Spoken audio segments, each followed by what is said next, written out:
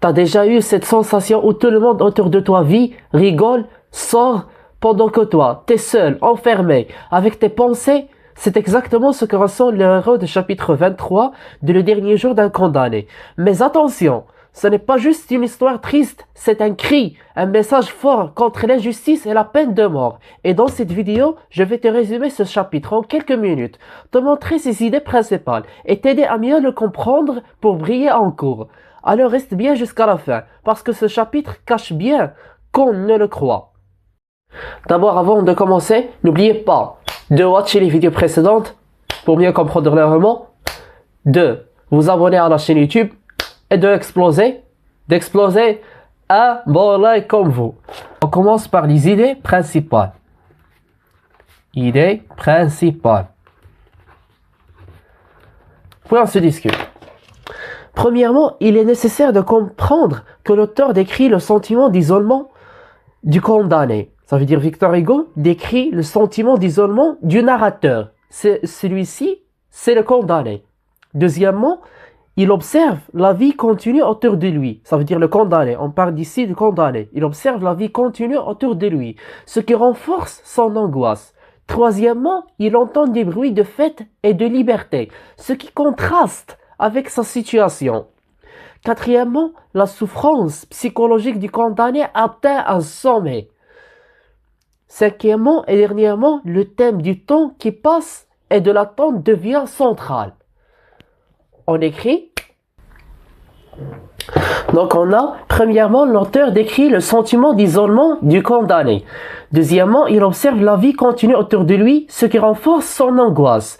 Troisièmement, il entend des bruits de fête et de liberté, ce qui renforce ou bien contraste avec sa situation. Quatrièmement, la souffrance psychologique du condamné atteint un sommet. Cinquièmement et dernièrement, le thème du temps qui passe et de l'attente devient central. Mais il ne suffit pas de savoir les idées, il est nécessaire, il est obligé de résumer ce chapitre en comptant sur ces idées.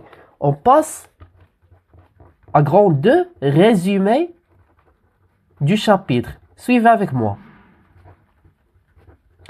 Suivez avec moi, chers élèves. Dans ce chapitre, et je commence.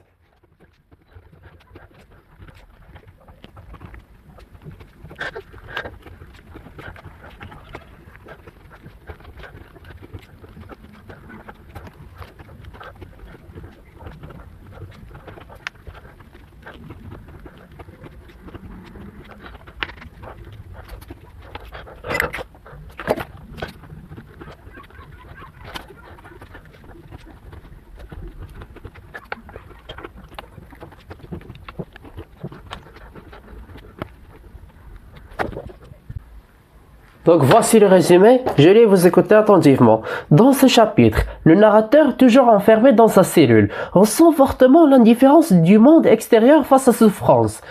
Il entend des bruits joyeux venant de l'extérieur, des voix, des rires, des chants, ce qui le plonge davantage dans l'angoisse. Ce contraste entre sa condamnation à mort et la vie insouciante autour de lui accentue son désespoir. Il réfléchit à la cruauté de la peine de mort et à l'injustice de sa situation. Le temps semble s'étirer interminablement et chaque minute devient un supplice. L'auteur transmet ici une critique puissante du système judiciaire et de la peine capitale. La solitude, l'attente et la peur sont au cœur de ce passage. Je répète, vous écoutez attentivement s'il vous plaît. Dans ce chapitre, le narrateur, toujours enfermé dans sa cellule, ressent fortement l'indifférence du monde extérieur face à sa souffrance. Il entend des bruits joyeux venant de l'extérieur, des voix, des rires, des chants, ce qui le plonge davantage dans l'angoisse. Ce contraste entre sa condamnation à mort et la vie insouciante autour de lui accentue son désespoir. Il réfléchit à la cruauté de la peine de mort et à l'injustice de sa situation. Le temps semble s'étirer interminablement et chaque minute devient un supplice. L'auteur transmet ici une critique puissante du système judiciaire et de la peine capitale. La solitude, l'attente et la peur sont au cœur de ce passage. Et voilà tout ce qu'on a pour le chapitre 23 du roman Le dernier jour d'un condamné. N'oubliez pas de watcher les vidéos précédentes, de exploser le bouton de s'abonner et exploser avec vous le bouton de like. Laissez un bon like comme vous. watchez les vidéos précédentes, watchez les vidéos précédentes. À très vite pour un nouveau résumé et pour une nouvelle vidéo.